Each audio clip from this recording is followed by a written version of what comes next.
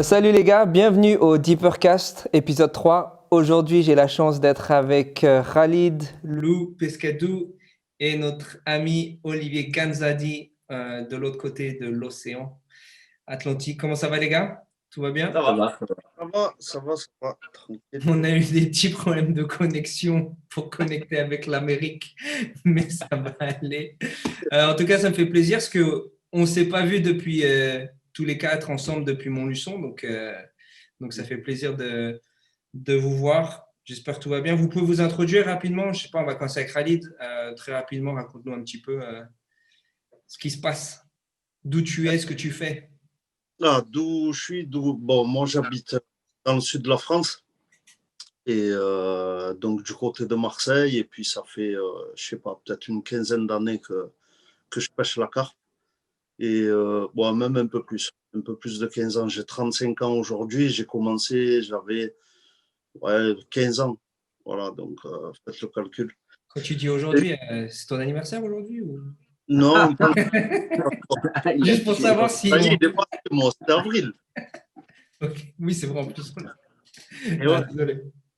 Non, voilà, et puis voilà, ça fait 15 ans plus de 15 ans que je pratique assidûment la pêche de la carpe. Et puis bon, j'ai commencé un peu comme tout le monde, je pense, à pêcher un peu la truite, un peu le gardon, un peu le blanc, et voilà quoi. Non, pas du tout. Raconte-nous, toi, Olivier, Monsieur Ganzadi. Truite, non? Gardon? Non, pas truite.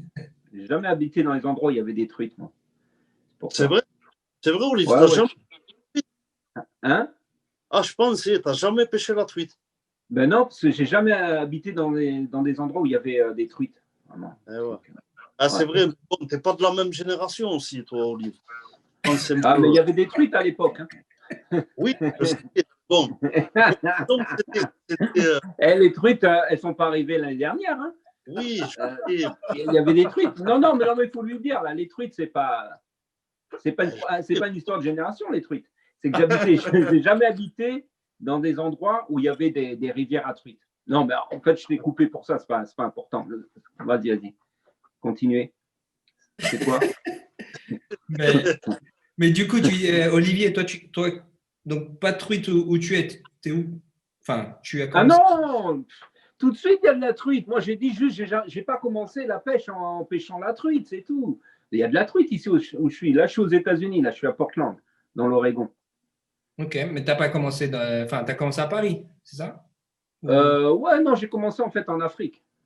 Ouais. Donc, tu vois, c'est encore plus lointain. J'ai commencé à pêcher en Afrique.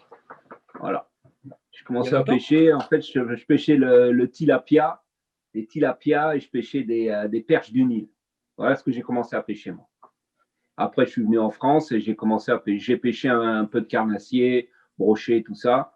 Je pêchais dans la Seine super jeune, dans les années 80, milieu des années 80. Donc, tu vois, ça fait un bail. Et j'ai commencé la carpe pareil, milieu des années 80, en 85, 86. J'ai commencé à pêcher la carpe. Ça nous rend jeunes. Ouais, mais vous êtes des petits. Bon.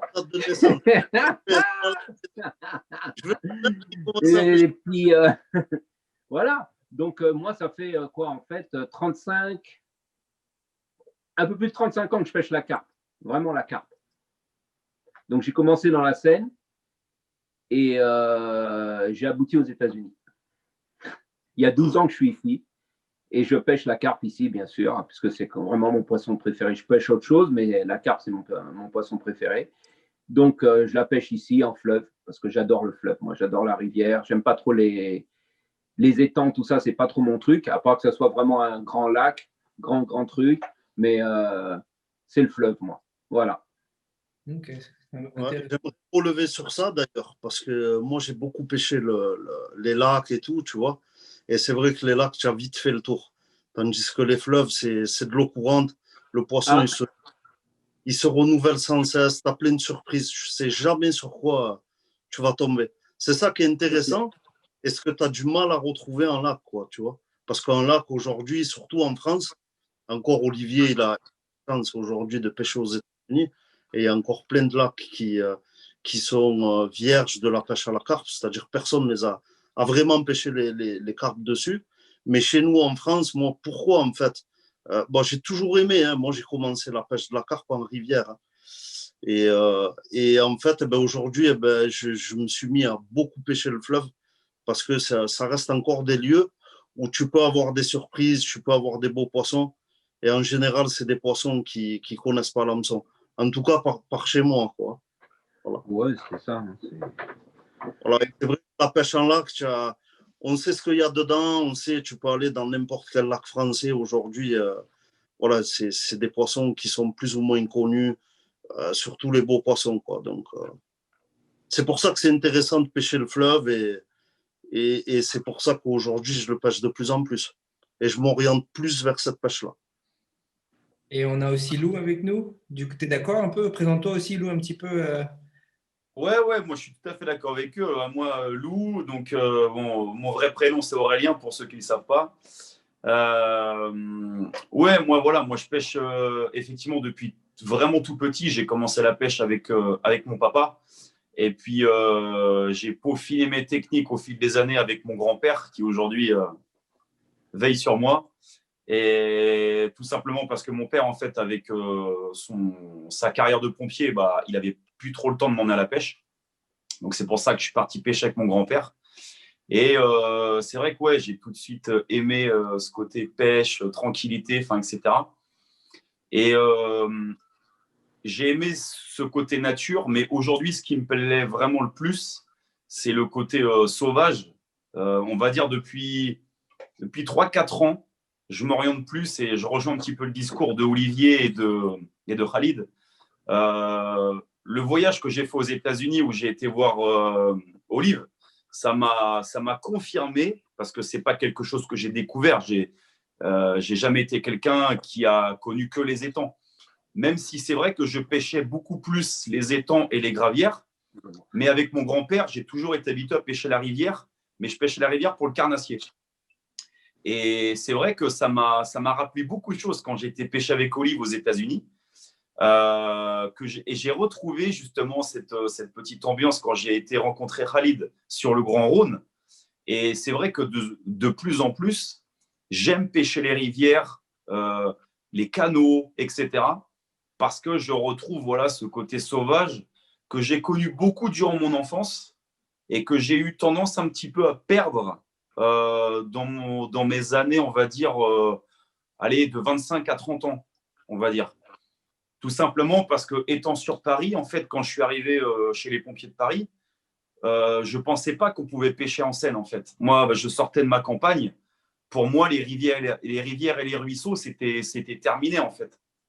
Et puis, il y a le street fishing qui est arrivé par là, parce que le street fishing, ça n'existe pas depuis des années. Enfin, ça existe depuis très longtemps, mais ce n'était pas développé, en fait. Et on n'en entendait pas spécialement parler.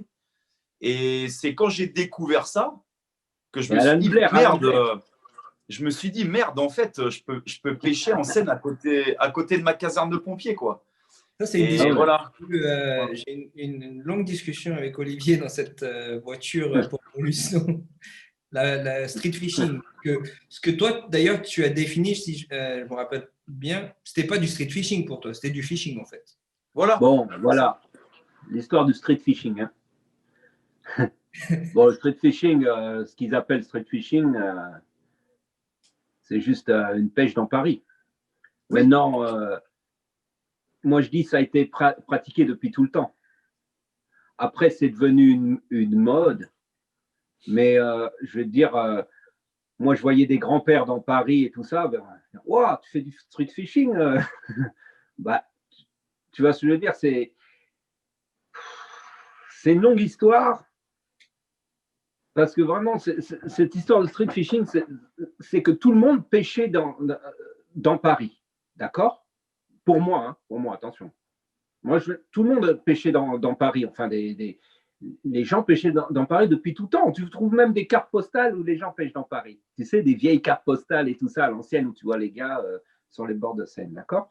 Après, ce qui s'est passé, c'est quoi? C'est que les pêcheurs de carpes, à une époque, ils étaient tous attirés vers les étangs. Tout le monde était attiré vers les étangs et les lacs. La Seine, elle était délaissée. Okay, certains pêchaient dans la Seine. Donc, comme moi, par exemple, j'ai appris à pêcher dans la Seine. La carpe, je connaissais. J'ai pêché la carpe dans la Seine tout au début. Mais ce n'était pas cotard. Ce n'était pas le truc qu'il fallait faire. Tu vois ce que je veux dire? C'était pas, c'est vrai, c'était comme Lou a dit, ce n'était pas la mode. Tu vois, c'était pas la mode. Ça se faisait, mais bon, les gens, quand tu disais tu pêches dans la Seine, ah, c'est dégueulasse, nanana. Bon, ok, certes. Maintenant, on sait qu'il y a du très beau poisson dans la Seine, hein, et que depuis tous les temps, moi, je voyais des gars à Levallois dans le 92, ça c'était encore qui pêchaient à la pelote. Je ne sais pas si vous vous rappelez de la pelote, les gars. Pelote d'asticot et tout ça. Dans la Seine, c'était en 81, je sais pas. Donc, et c'était déjà du street fishing, mais ça n'avait pas l'appellation. C'est ça. Après, ouais, d'accord, on est bien d'accord. Hein, c'est juste une question d'appellation. Pour moi, rien n'est nouveau. Après, bien sûr, voilà, il y a des gars qui ont mis ça un peu à la mode. Ils se sont mis sous des ponts avec des photos de carpe et tout, des graffitis derrière et tout le tralala, tu vois.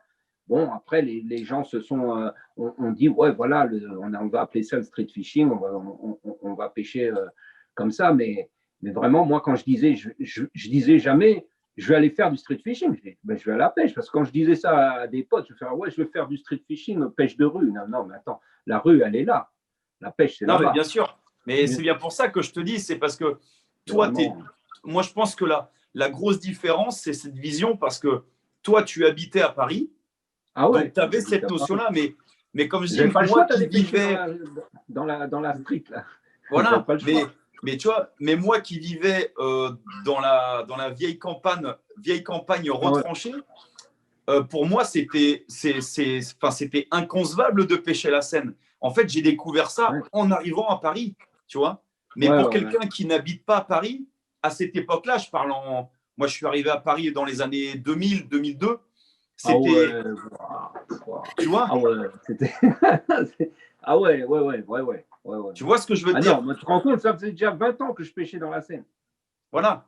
Pour te dire que ça faisait déjà 20 ans que je faisais du street fishing. Tu vois. Et pour l'histoire de ce street fishing, je me rappelle quand je suis arrivé aux États-Unis, j'ai posté une vidéo sur YouTube.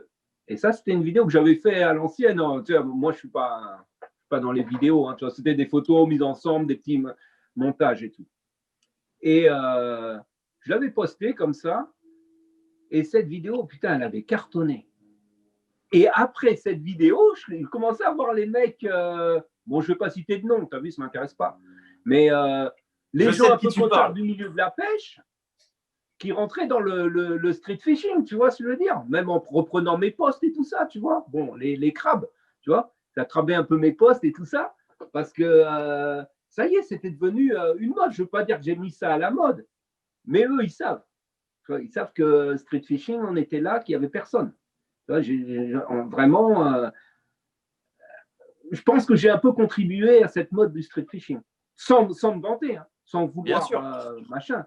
Parce que ça fait. Je pense que je suis un des premiers à avoir pêché la Seine comme ça.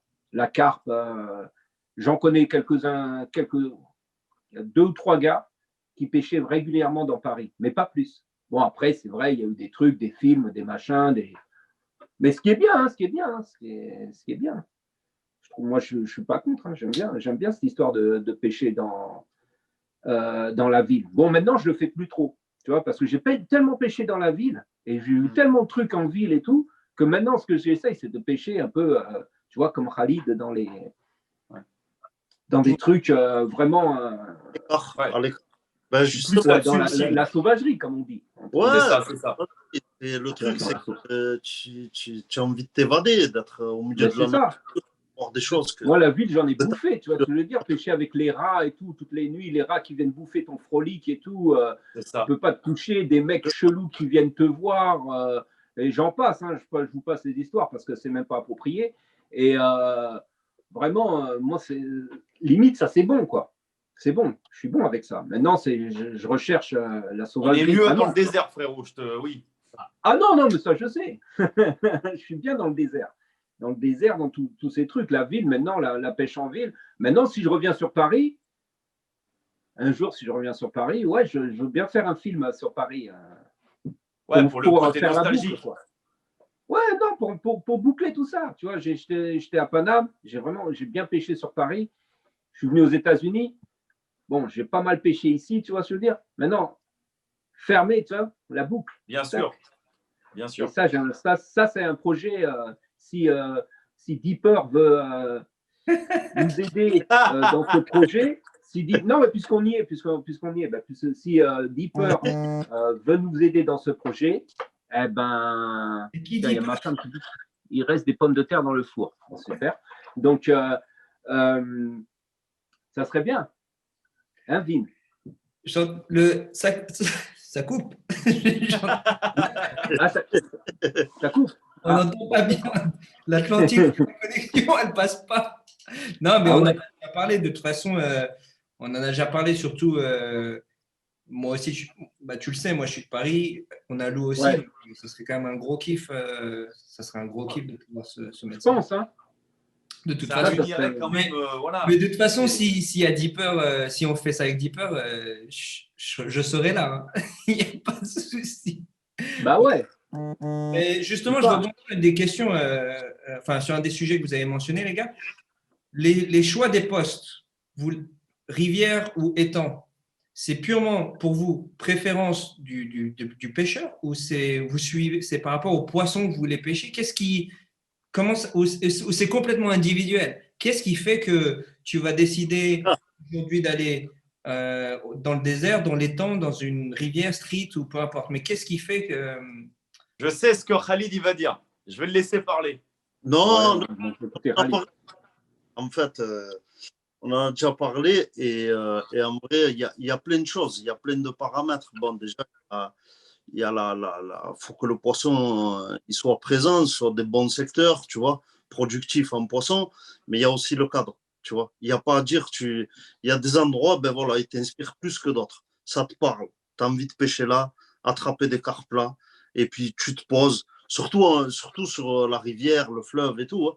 Il y a des coins vraiment où ben, tu arrives, voilà, je sais pas, tu as un feeling avec le poste, tu as envie de pêcher là, tu te sens bien, tu vois. C'est comme il y a. Moi, je peux pas, tu vois, je sais que je pêche le canal un peu là depuis 2 ans et il y a un spot, ben voilà, je peux pas y pêcher parce que c'est une décharge, mais complètement une décharge, tu vois. C'est plein, c'est sale, c'est dégueulasse, des pneus, des gravats de partout. Et je peux pas, j'ai pas envie de me poser là, tu vois. C'est vraiment ça, en fait, je parle pour moi perso, c'est vraiment au feeling. Et il y a aussi, eh ben voilà, tu as toujours des spots meilleurs que d'autres. On sait que dans les rivières, tout ce qui brise la monotonie du fleuve, c'est bon, les ponts, les mises à l'eau, toutes ces choses-là. Après, voilà, c'est tous ces trucs-là, moi, que je vise en tout cas. Voilà, toutes ces choses-là. T'es d'accord, les gars? Ouais, moi, je suis d'accord, on va dire, à 99% avec Khalid. Moi, oui, le cadre, il importe beaucoup pour me sentir bien. Je pense que Olive, c'est pareil. On en avait parlé d'ailleurs quand j'avais été le voir. Le premier truc qu'on se disait quand on sortait de la voiture, je me rappellerai toujours, Olive, il me disait, regarde, ouvre les yeux et regarde. Et tu vois, là, on parle même pas de poisson, on parle juste de plaisir, tu vois. Donc ça, c'est clair que c'est important. Et il y a quelque chose, voilà, que je veux insister, c'est depuis que j'ai été voir Khalid, je commence à avoir un problème dans ma tête sur la pêche. C'est-à-dire que maintenant, je me balade au bord de l'eau et il y a des endroits, je me dis, oh là là, j'ai trop envie de faire un shoot ici avec une carpe. Et en fait, même si je sais que c'est peut-être mieux d'aller pêcher un peu plus loin, mais je veux prendre une photo avec une carpe ici, quoi. Et ça, ce vieux fumier là, il m'a mis ça en tête. Et Olive aussi, il est un peu comme ça maintenant, tu vois. Mais après, voilà, c'est pour répondre vraiment globalement à cette question-là, je pense qu'il y a parce que déjà, quand tu arrives au bord de l'eau et tu pêches le coin, il faut que tu t'y sentes bien, tu vois. Je sais pas, moi. Après, je sais pas pour vous, les gars, si c'est pareil. Est-ce que tu pourrais prendre un poste, évidemment, tu ne sais pas s'il y a de poisson, mais ça vous arrive de prendre un poste sans analyser l'eau, et vraiment, c'est Oui. le… Ouais. Ça m'arrive malheureusement, hein, parce que des fois, tu vois, je pense que la précision, c'est très important dans la pêche à la carpe. Tu vois, sur ça, sonder tes spots, savoir où tu pêches, machin, ça t'évite de perdre beaucoup de montage, ça t'évite. Grave. Moi, j'ai pêché des coins dans le Rhône, pour te dire, où j'avais jamais sondé, où j'avais jamais pêché. Ben, je calais les cannes au feeling, comme ça. Et en fait, au moment de remonter, tout était accroché. Et en fait, tu as Les herbiers, les trucs comme ça. des arbres ramenés par les crues et tout. Mais du coup, par exemple, si tu vois que le paysage est super beau, Ouais, tu as envie de te poser, tu as envie de prendre ta photo. Là, on a ouais, dit. Comment ouais. qu'est-ce qui se passe si tu vas passer le dipper, j'imagine, et tu vas réaliser c'est pas un bon poste. Qu'est-ce que tu fais? Tu bouges? Ah, je vais bouger si vraiment, c'est La impêchable. pêche prend le dessus quand même sur. Ah oui, non, je vais pas pêcher ou- Même. Je vois Olivier qui dit, qui était, quand tu parlais, Khalid, je vois Olivier raconte-nous un petit peu Olivier, ton point de vue. Moi, comment je. Bon, ok, la photo, c'est important, c'est bien tout ça, c'est super, tu vois. Mais il faut faire du poisson. Faut qu'il y ait du poisson qui tombe. Moi, ce que je regarde, c'est que un fleuve, il faut que je le comprenne, il faut que je le connaisse. Il faut que je comprenne bien ce qui se passe. D'accord? Il faut que je vois le courant, il faut que je vois la cassure. Moi, c'est toujours là-dessus que je me réfère. Première chose que je cherche dans un fleuve, c'est la cassure. La cassure, je la veux le plus près du bord possible. Pourquoi?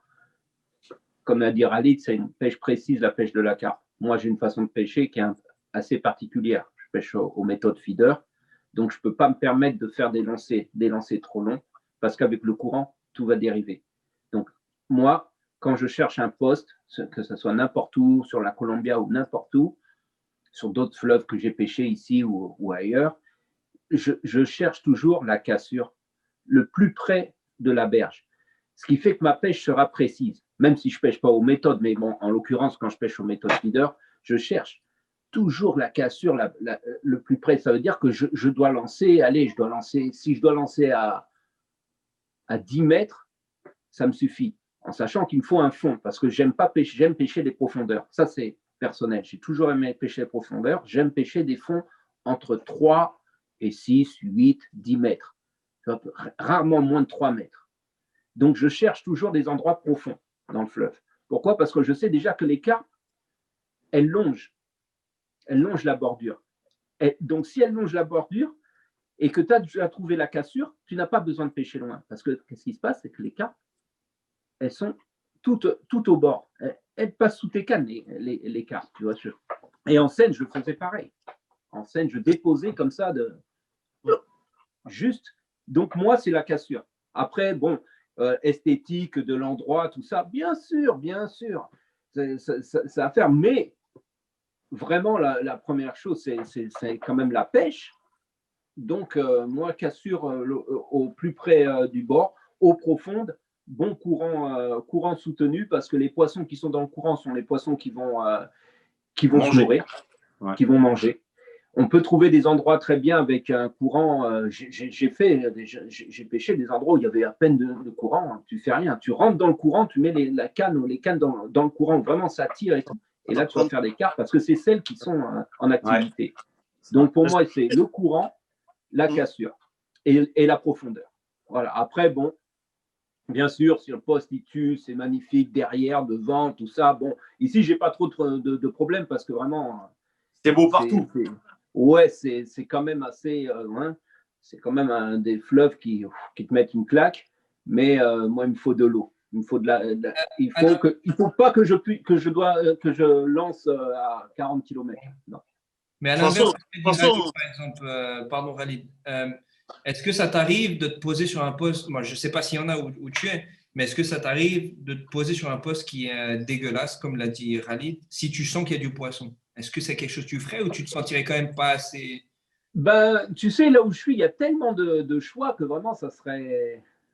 Ok, réponds à la question. Tu vois, c'est dommage.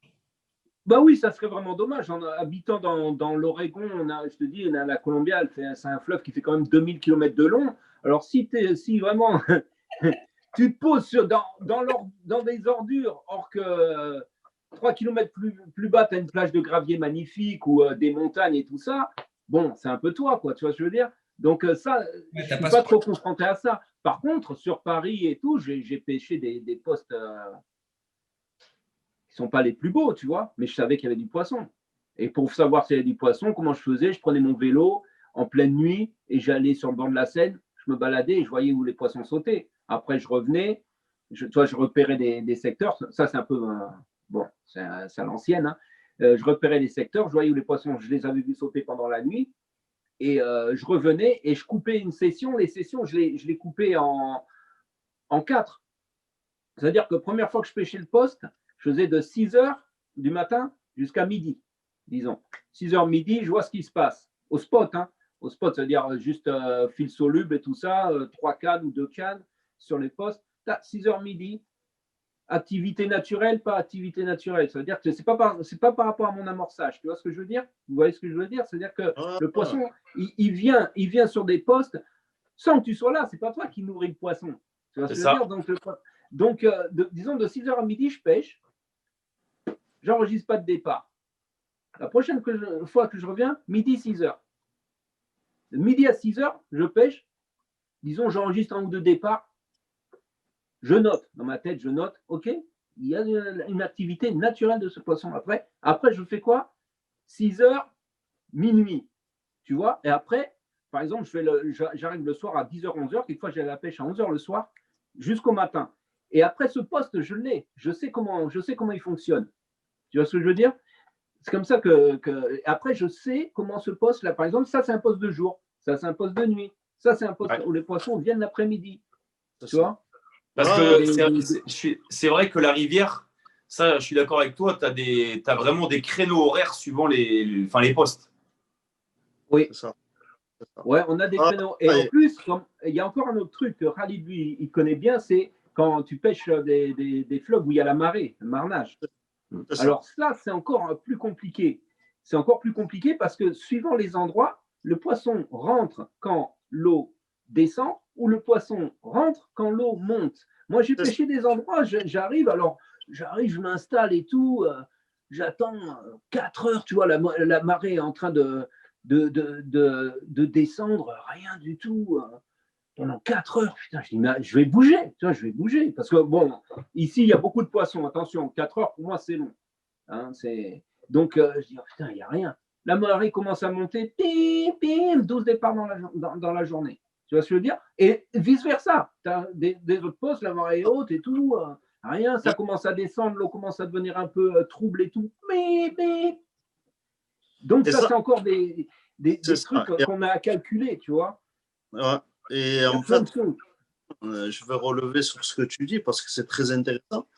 Parce qu'en fait, moi, j'essaye de comprendre ce phénomène de marée, parce que, en fait, de marnage, la marée, quand elle monte, elle descend.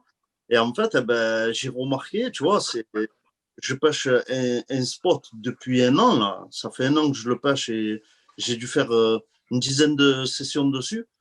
Et en fait, il m'a pris la marée montante. Ouais, en fait, j'étais en train de dire, voilà, ce poste, à chaque fois que je l'ai pêché, il prenait la marée montante, tu vois. Voilà. Quand la marée était au plus haut, le poisson, il se rapprochait et en plus, la pêche, elle se faisait dans les 15 premiers mètres, quoi.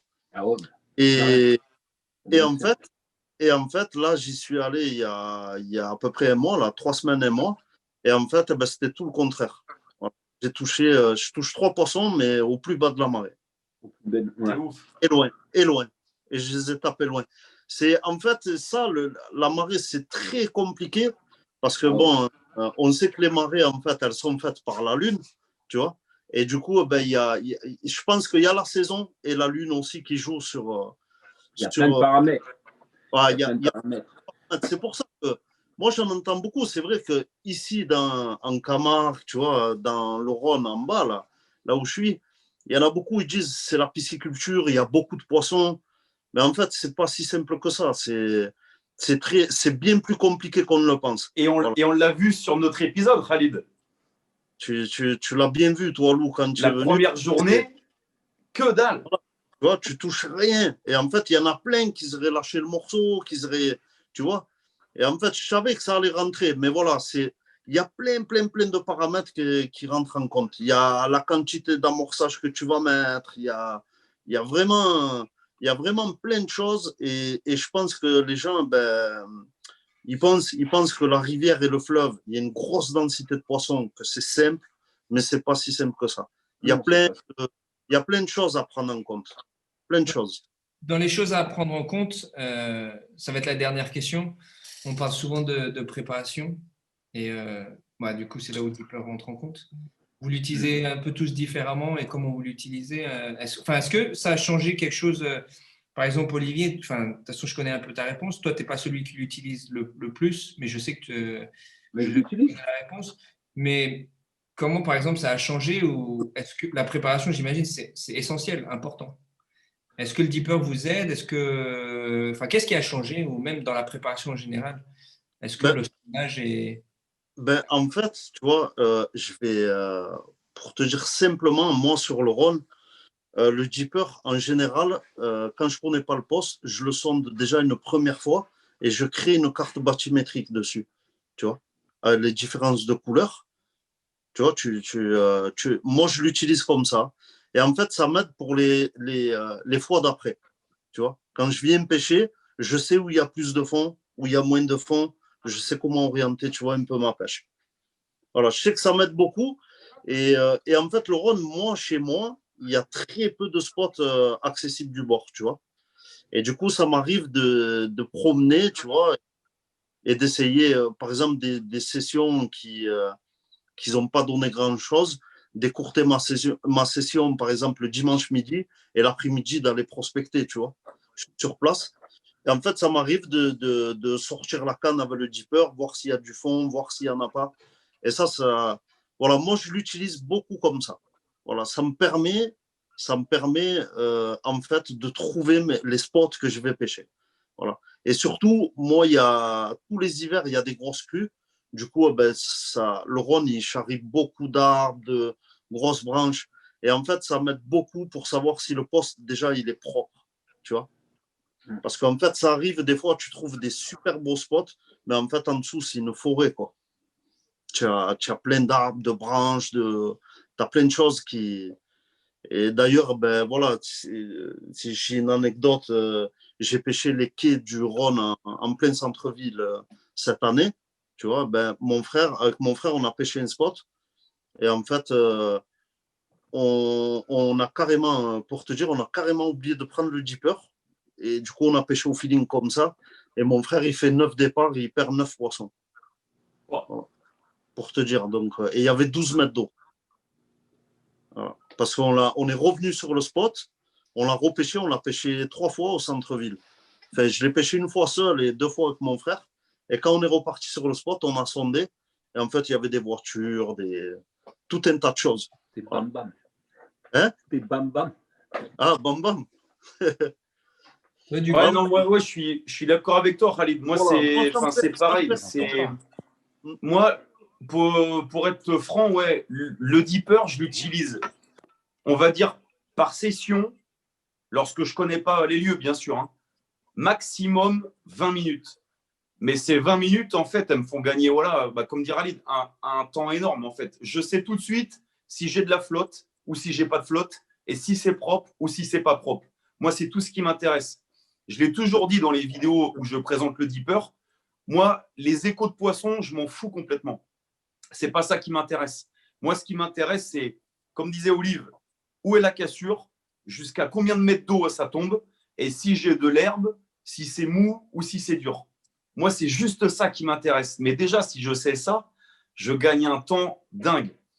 Et cette année-là, ce que je vais faire, c'est que comme je te l'ai dit tout à l'heure, Vin, moi, l'hiver en France, je pense que comme la plupart des pêcheurs, je ne pêche pas beaucoup à l'hiver. Hein. Je vais faire quelques sessions, mais je n'ai pas la même cadence de pêche qu'en pleine saison.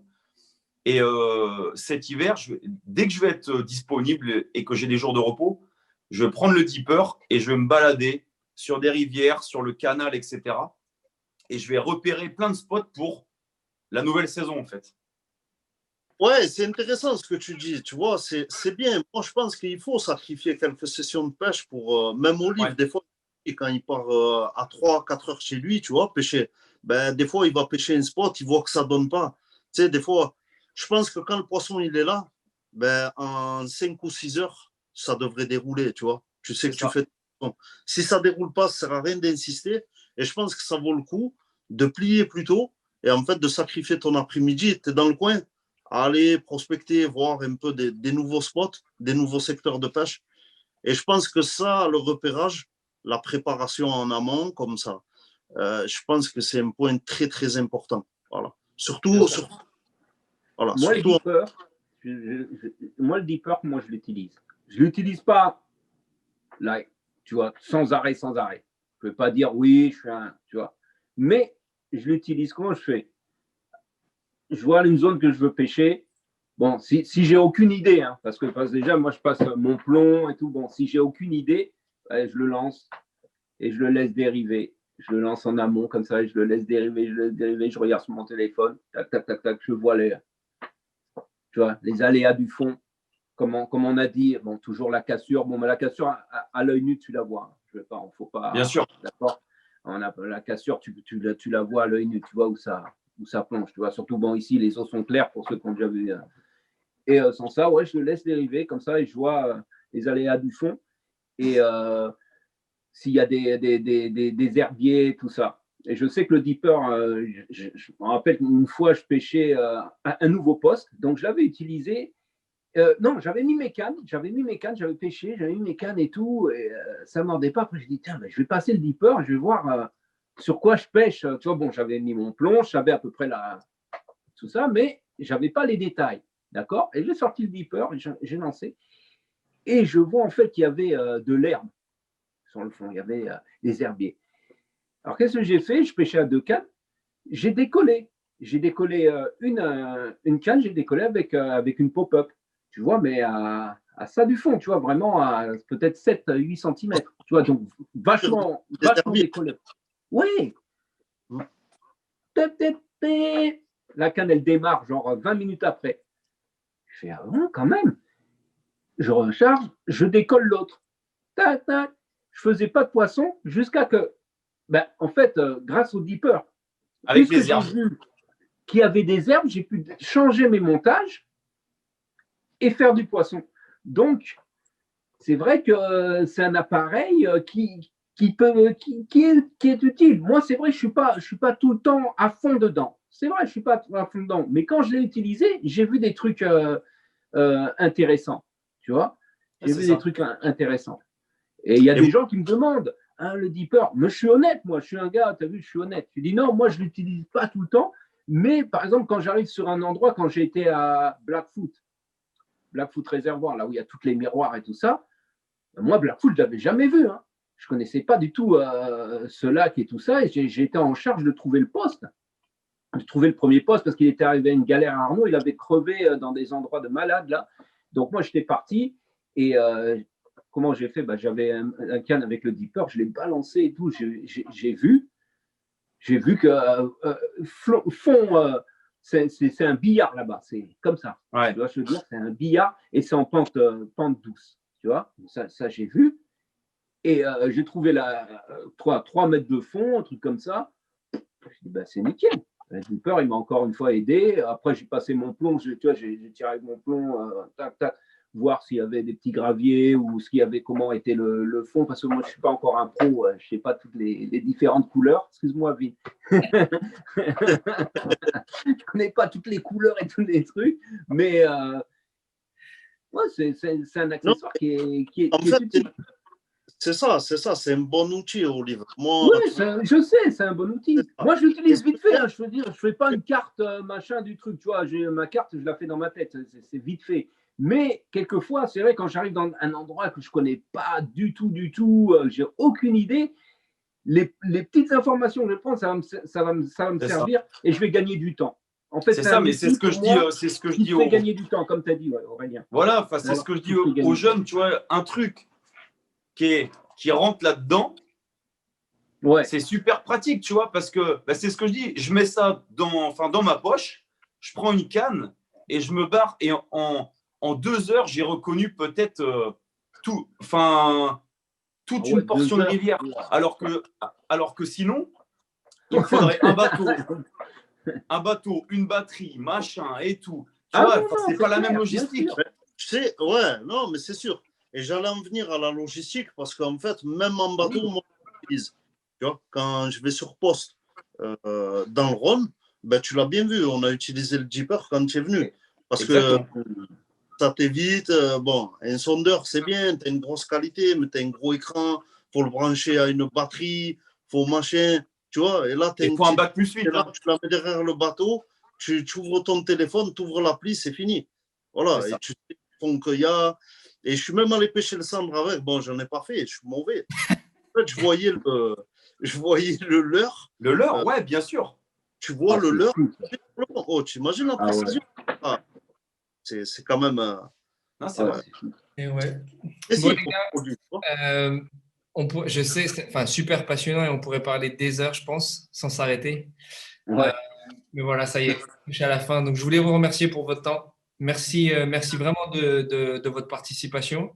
Si vous avez des questions, merci aussi de regarder la vidéo. N'hésitez pas à liker la vidéo. N'hésitez pas à poser vos questions en dessous.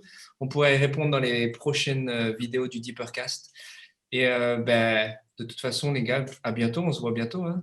On se voit bientôt et je t'attends toujours pour un restaurant sur Paris. Waouh. Bon. Et on t'attend, Olive, un resto à Marseille. Un resto à Marseille. Ouais, bon. Ouais. À plus, les gars. Ouais. À plus. Salut, les amis. Ciao, les gars. Ok. Ciao. Bye bye. Ouais.